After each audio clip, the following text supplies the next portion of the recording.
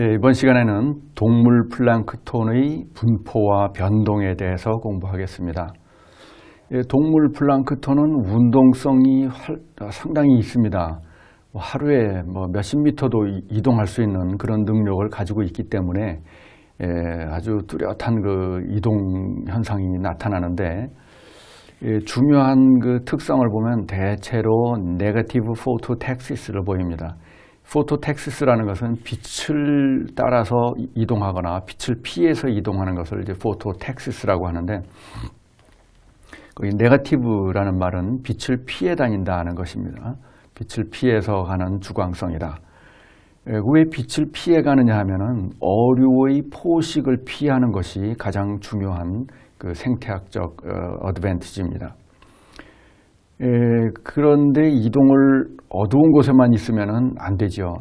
그 낮에는 식물 플랑크톤을 잡아먹어야, 식물 플랑크톤이 많이 있는 표층에서 물고기의 눈에 띄기 쉽기 때문에 심층으로 숨고, 그 다음에 밤에는 식물 플랑크톤이 많이 있는 표층으로 올라가서 식물 플랑크톤을 잡아먹어야 되는 거죠. 그래서 낮에는 어두운 곳에 피해 있다가 밤이 되면은 표면으로 올라가서 먹고, 또 수심이 얕은 호수에서는 좀 바닥으로 가 있거나 거의 세디멘트에 가서 붙어 있거나 아니면은 나무 그늘이 지거나 그러면은 이런 어두운 그늘진 곳에 몰려 있습니다. 햇빛이 직사광선이 있는 곳은 피하고 어두운 그늘진 곳을 찾아서 모여 있는 그런 그 수평적 변이를 보이기도 하고 그래요. 이 수직 변동, 수직 이동을 보면은 물벼룩의 그 수직 이동의 한 사례인데, 다이얼 마이그레이션이라고 부릅니다. 다이얼이라는 말은 일주기 마이그레이션이라는 뜻이죠. 그러니까 수직으로 이동하니까 버티컬이라는 말을 이름을 붙이기도 하고, 그래서 다이얼 마이그레이션을 보면은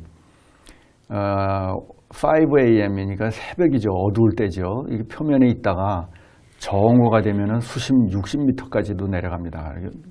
몇십 미터 밑으로 내려가서 어두운 곳에 있다가 또 그 미드나이트가 되니까 한밤중에 표면으로 또 올라와 있죠. 이렇게 표면에서 먹이를 먹는 거예요. 그래서 몇십 미터를 이동하기 때문에 동물 플랑크톤을 채집하는 방법으로 몇 미터까지 채취를 해야 되느냐, 가장 좋은 것은 수심 바닥에서부터 위까지 이렇게 채집을 하는 것이 옳지요. 그런데 지금 이 경우는 60미터까지 이동한 것은 조금 많이 이동한 것 같고, 많은 호수에서는 이 중간에 또 수온 약층이 있습니다. 아래로 내려가면 수온이 너무 낮아져요. 그래서 거기 또 피하는 영향도 약간 있고, 그래서 우리나라에서는 규정을 그 20m에서 표면까지, 20m에서 표층까지 플랑크톤 네트를 끌도록 이렇게 되어 있습니다. 그렇게 해서 채취를 하는데, 아주 깊은 호수에서는 간혹 그 20m 이하로 조금 내려가는 경우도 생길 수가 있습니다. 이거는 아주 극단적으로 많이 움직인 사례고, 그래서 동물 플랑크톤을 채취할 때는 어느 한 수심에서만 그 물을 채취한다거나 했을 경우에는, 이런 경우에 이제 표면에서 보면은 동물 플랑크톤을 다 놓치게 되죠. 또 어느 곳 많이 밀집된 수심을 조사를 하게 되면 굉장히 높은 밀도로 조사를 하게 되죠. 이렇게 하게 되기 때문에 보통 플랑크톤 네트를 깊은 곳까지 내려서 표면까지 쭉 끌어올리면서 채취하는 것이 가장 좋은 방법입니다. 가장 좋은 것은 맨 밑바닥부터 표면까지 하는 것이고, 그렇지 않은 경우에는 우리나라 규정은 20m에서 표면까지 채취를 합니다. 동물 플랑크톤이 변동하는 데는 이렇게 그 이동하는 것 말고도 먹이 연쇄 때문에 변동하는 것이 굉장히 큽니다. 시간적인 변동이죠. 먹이 연쇄 때문에 변동을 하게 되는데, 먹이 연쇄를 보면은 grazing food chain이 이제 주된 먹이 연쇄입니다. 식물 플랑크톤을 동물 플랑크톤이 먹고, planktivore fish, 그 플랑크톤을 먹는 플랑크톤 식성 어류가 작은 물고기들, 피라미, 빙어 이런 것들이 동물 플랑크톤을 먹습니다. 그 다음에 파이시보러스 피쉬, 쏘가리라든가 무슨 끄리, 강준치 이런 물고기들은 이 작은 물고기를 또 잡아먹습니다. 이렇게 해서 먹이 연쇄에 따라서 변동을 하게 돼요. 먹이 연쇄는 이제 이런 변동, 먹이 연쇄도 있고 마이크로비얼 푸드 웹이라고 해서 파이토플랭크톤이 아니라 박테리아도 먹이가 될 수가 있습니다.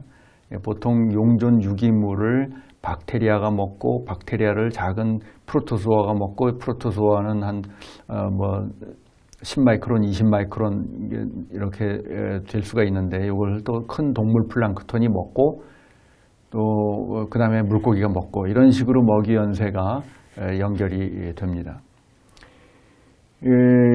그런데 이 동물 플랑크톤은 중간에 끼어 있습니다. 중간에 끼어 있으니까 어떤 영향을 받느냐 하면은 식물 플랑크톤이 많아지면은 동물 플랑크톤도 늘어나겠죠.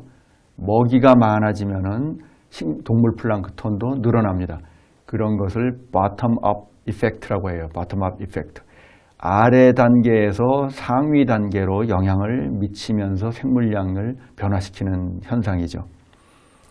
그러니까 그 밖에서 들어오는 영양염류가 많아지거나 조건이 좋아져서 식물 플랑크톤이 많이 성장하는 시즌이 됐다. 그러면 식물 플랑크톤이 성장한 다음에 이걸 먹고 동물 플랑크톤이 성장합니다. 대개는 이제 봄에 이런 그 바텀업 이펙트가 나타나요. 겨울 동안 식물 플랑크톤이 성장하지 못하고 억제되어 있다가 식물 플랑크톤이 봄에 성장하기 시작하면은 그 다음에 이것을 먹고 동물 플랑크톤이 증식하는 거죠. 그럼 바텀업 이펙트가 아주 초봄에 일어납니다. 많은 호수에서 이거는 한 4월 달, 좀 늦은 호수에서는 5월, 6월 요 시기에 이 바텀업 이펙트가 강하게 나타나서 식물 플랑크톤의 양에 의해서 동물이 증가한다. 또 여러 호수를 비교해 볼 때 보면은 빈영양호와 부영양호를 비교해 보면은 부영양호에 동물 플랑크톤이 더 많습니다. 그 이유는 영양염류가 많으니까 부영양호에서 식물 플랑크톤이 많아지고 동물 플랑크톤이 많아지는 거죠. 그것이 이제 바텀업 이펙트입니다. 그런데 동물 플랑크톤을 잡아먹는 플랑크티버러스 피쉬가 많아지면 어떻게 될까요? 동물 플랑크톤이 줄어들겠죠. 그게 뭐냐면 톱다운 이펙트입니다. 상위 단계에서 아래 단계 생물을 잡아먹어 가지고 생물량을 감소시키는 그런 효과, 그게 톱다운 이펙트입니다. 또는 반대로 이 물고기가 줄어들면은 동물 플랑크톤이 또 늘어날 수도 있고 이렇게 되는 거죠. 요거는 언제 일어나느냐 하면은 그 초여름에 물고기가 알을 많이 낳는 산란기가 있습니다.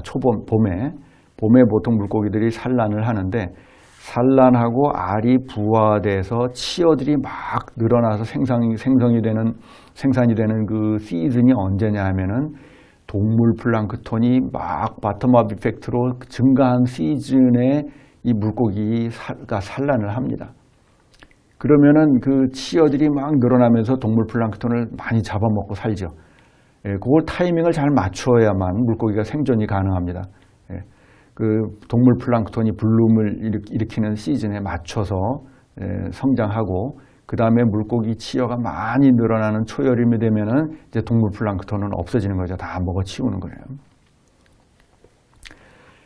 그 그래프로 모식도로 그려본다면 프레이 프레데이터 모델이라고 하는데 먹이가 되는 프레이가 먼저 이렇게 증가합니다. 그러면은 그 다음에 이걸 먹고 동물 플랑크톤이 증가하는 거죠. 프레데이터가 증가하는 거예요.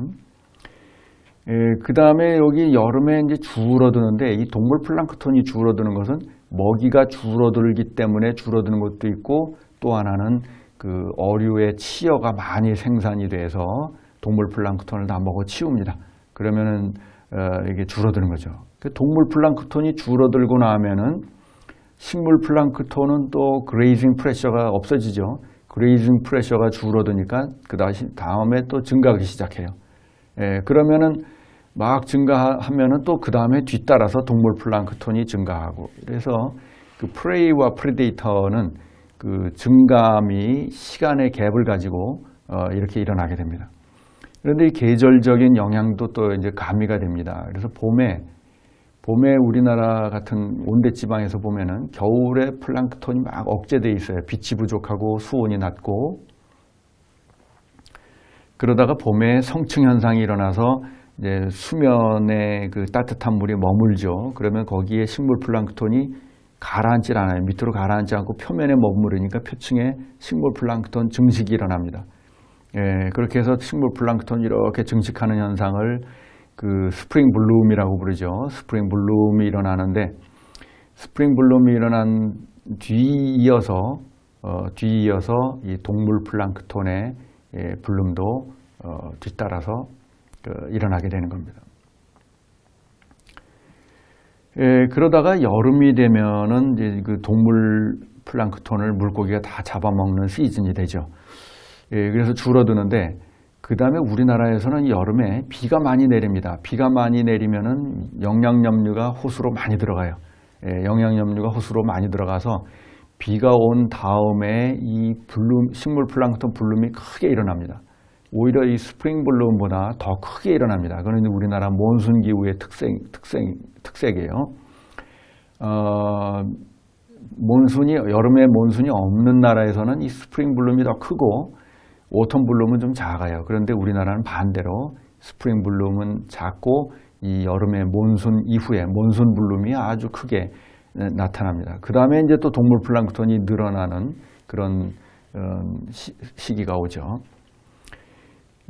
그런데 이 동물 플랑크톤이 막 증식해가지고 식물 플랑크톤이 제일 낮아진 요 시즌, 요 때가 되면은 어떤 현상이 나타나느냐면 물이 맑아지는 거예요. 식물 플랑크톤이 줄어드니까 물 속에 부유물이 없어서 물이 맑아집니다. 그런 현상을 Clear Water Phase라고 불러요. 우리말 번역은 청수기, 물이 맑아지는 시기다 이런 뜻이죠. 동물 플랑크톤 번성에 의해서 물이 맑아지는 현상. 그 시기는 이 그림에서는 좀 늦은 걸로 나오지만 호수의 남쪽 지방에서는 한 4월, 5월, 북쪽의 그 소양호 같은 데서는 한 6월, 7월 이때 나타납니다. 그 메커니즘을 다시 정리를 해보면은 봄에 식물 플랑크톤 블룸이 일어나는데 이때 주로 다이아톰이 많이 우점합니다. 그러면은 요것을 먹고 동물 플랑크톤 블룸이 일어나요. 그러면 이제 이 다이아톰을 다 먹어 치웁니다. 그러면 그때 이제 청수기가 나타납니다. 요게 보통 봄 4월에서 북쪽으로 큰 호수, 좀 계절이 늦은 호수는 한 6월 정도, 7월에도 나타납니다. 이때 물이 얼마나 맑아지는가를 결정짓는 가장 큰 요인이 지각류예요. 지각류. 물벼룩 또는 보숨이나 다프니아 이런 그 물벼룩류들이 청수기가 얼마나 물이 맑은가 하는 것을 결정하는 가장 중요한 요소이다.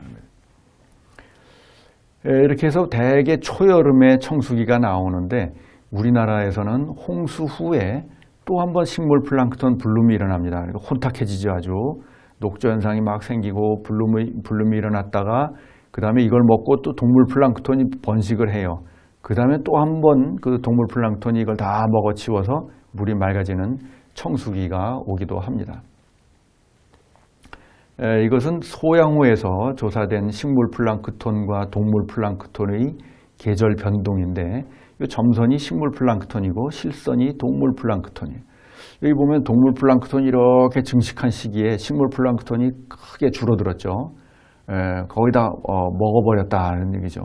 이때 물이 아주 맑아집니다. 이때 투명도가 굉장히 증가하는 그런 맑은 시기가 돼요. 자, 여기도 보면 봄에 4월, 5월, 6월에 스프링 블룸이 일어납니다. 식물 플랑크톤의 스프링 블룸이 일어났다가 그 다음에 7월 이때 보면 크게 줄어들죠. 이때 동물 플랑크톤이 늘어나죠. 이게 이제 그 동물 플랑크톤 블룸에 의한 청수기가 한번 생긴 거예요. 그 다음에 이제 또 동물 플랑크톤이 늘어나고 식물 플랑크톤이 또 억제되고 이런 현상들이 나타난다. 식물 플랑크톤과 동물 플랑크톤이 시차를 두고 그 프레이 프리데이터의 관계를 보이면서 변동한다는 거죠. 호수에서는 이런데 그 하천의 하류에서는 어떤 현상이 나타나느냐 하면, 변동을 보이느냐 하면, 하천의 하류에서는 그 계절 온도보다는 유속이 식물 플랑크톤, 동물 플랑크톤의 성장의 제한 요인이 됩니다. 플랑크톤이라고 하는 것은 물에 떠 있으니까 유속이 빠르면 바로 하류로 떠내려가죠. 그러니까 자기 성장 속도보다 그 물의 그 플러싱 레이트가 크면은, 플러싱 레이트가 교환율이 더 높으면은 바이오매스가 이제 줄어드는 거예요. 워시아웃이 더 많이 되니까 성장량보다 워시아웃이 더 많이 되고, 그러다가 가뭄이 들어서 유속이 느려지면은 그때 식물 플랑크톤도 증가하고, 그 다음에 식물 플랑크톤보다 더 그 체류 시간이 길어야 되는 게 동물 플랑크톤입니다. 체류 시간이 뭐 한 일주일, 2주일 정도만 되면은 식물 플랑크톤은 잘 성장할 수 있는데, 동물 플랑크톤까지 성장하려면 체류 시간이 뭐 한 달 정도 시간이 필요한 거죠. 그러면 동물 플랑크톤이 크게 증가합니다. 물론 한 지점에만 머물러 있는 건 아니고, 유속이 느린 긴 강이 있으면 상류에서부터 서서히 떠내려갑니다. 그러니까 식물 플랑크톤이 번성한 물이 떠내려가는데, 그 동물 플랑크톤이 번성한 물이 같이 그 뒤따라서 동물 플랑크톤이 떠내려가면서 이제 증식을 하는 거죠. 이렇게 해서 그 가뭄이 지속되면은 하천의 하류 지역에도 동물 플랑크톤이 많이 증식하는 현상이 나타나고, 그러면은 청수기가 나타납니다. 그러니까 계절이 일정한 게 아니고, 하천 하류에서는 가뭄이 지속되면은 청수기가 나타나는 거죠. 근데 가뭄이 지속되면서 그 조류가 성장을 하는데, 남조류가 번성하면은 청수기가 잘 안 나올 수가 있습니다. 그럼 왜 그러냐 하면은, 남조류는 동물 플랑크톤이 잘 못 먹어요. 그러니까 잘 먹는 종류도 있고 못 먹는 종류도 있습니다. 소양어에도 아까 그림에서 보면은, 요 시기에는 동물 플랑크톤이 증식을 했는데도 식물 플랑크톤이 아나베나라고 하는 종류가 그대로 좀 상당히 남아 있습니다. 이건 뭐냐면 동물 플랑크톤이 잘 못 먹는 종입니다. 남조류는 잘 먹지 못하는 종류만 남는 거죠. 그 남조류는 독소가 있고, 또 아나베나라는 건 필라멘트를 길게 만들어서 동물 플랑크톤이 먹는데 방해가 되는 거예요.